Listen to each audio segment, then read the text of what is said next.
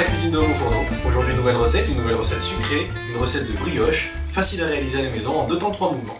Pour réaliser notre recette, nous aurons besoin de 500 g de farine, de 25 centilitres de lait, 60 g de beurre doux, 10 g de sel, un œuf, 50 g de sucre semoule, 25 g de levure fraîche de boulangerie et quelques amandes effilées pour la décoration.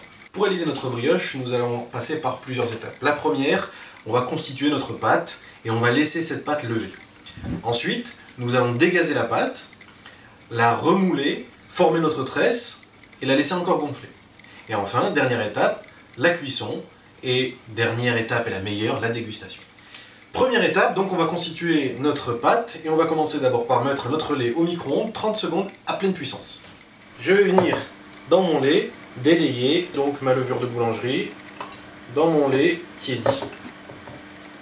Pour délayer ma levure, donc je touille rapidement. Une fois qu'on a notre lait donc avec la levure, on va passer donc à toutes les poudres. On va mettre dans le bol de notre batteur la farine. On y rajoute notre sucre. Et on va y mettre aussi le sel. Et je vais mettre ça donc dans mon batteur en utilisant dans un premier temps une feuille, donc cet ustensile qu'on trouve dans les batteurs. Alors petite astuce à la maison, si vous voulez éviter d'en mettre partout quand vous utilisez votre robot, si vous n'avez pas la petite pièce qui va bien pour éviter que ça éclabousse de partout, eh bien on prend du film plastique qu'on met autour de notre machine et vous voyez, on peut utiliser notre robot sans risquer d'en mettre partout. Voilà, donc là on fait tourner les poudres, juste pour mélanger le sucre, le sel et la farine. Et on va venir ajouter notre lait avec la levure, voilà qui a commencé à mousser. Alors on va venir la rajouter directement sur la farine. Voilà, et on va laisser tourner les ingrédients 4 à 5 minutes pour que les différents ingrédients se mélangent. Et on se retrouve tout de suite. Donc là on arrête notre batteur, on va retirer la pâte qui est collée sur la feuille, vous voyez, donc la pâte ne colle quasiment pas sur les doigts. On remet à tourner notre robot et on va venir ajouter un œuf. Et on laisse tourner 4 à 5 minutes, le temps que l'œuf s'incorpore à la pâte. Voilà, maintenant que notre œuf est bien incorporé, on va retirer notre feuille et on va se retrouver sur notre plan de travail pour incorporer le beurre. On va retirer toute notre pâte du bol.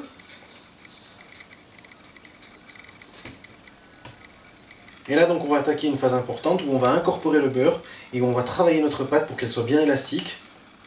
Alors cette étape on pourrait la faire dans un robot, hein, mais on peut aussi très bien la faire à la main à l'ancienne. Et on va venir incorporer notre beurre en petits morceaux. Voilà, et on peut le faire à la main. Donc voilà, vous prenez votre pâte et on l'aplatit sur notre plan de travail.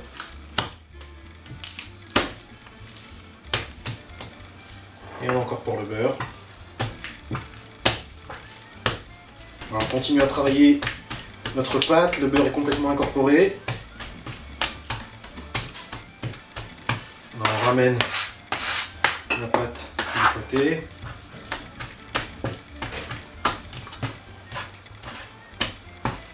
Alors on va récupérer le bol de notre batteur et on va venir récupérer notre pâte. Alors vous inquiétez pas, pour l'instant elle est collante, elle est élastique, mais on va la laisser reposer au moins 3 bonnes heures. Maintenant, on va recouvrir notre pâte, on va la laisser reposer au moins 3 bonnes heures au réfrigérateur, et on se retrouve dans quelques instants pour la suite. On se retrouve après 3 heures de repos pour notre pâte. On va maintenant la sortir, elle a bien gonflé. On va la mettre sur notre plan de travail. On va fariner légèrement notre plan de travail, et on va travailler notre pâte et former 3 pâtons à peu près égaux. Voilà, donc là on va découper 3 pâtons à peu près égaux.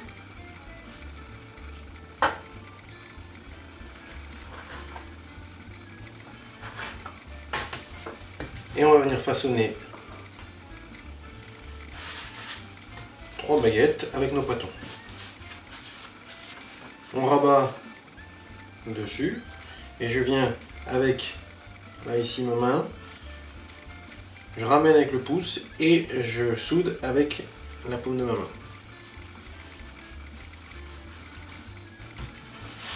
Pour mon premier.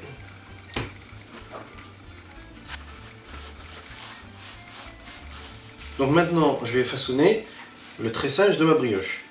Je vais mettre mes 3 bâtons l'un à côté de l'autre.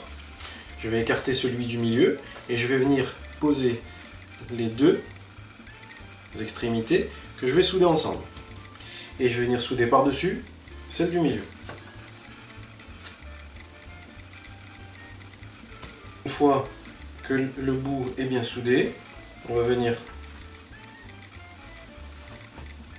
passer par-dessus